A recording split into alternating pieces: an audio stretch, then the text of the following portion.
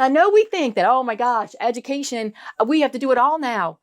But when you think about it, we are really the last thing left where kids have to be, right? We are their sense of community. So why not embrace that?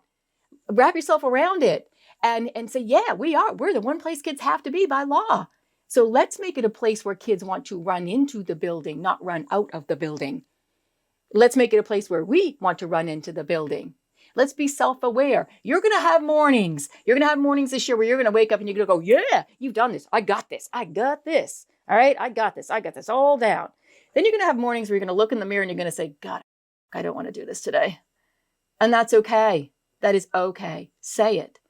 And then say, okay, yeah, now that I said it, what are my coping skills?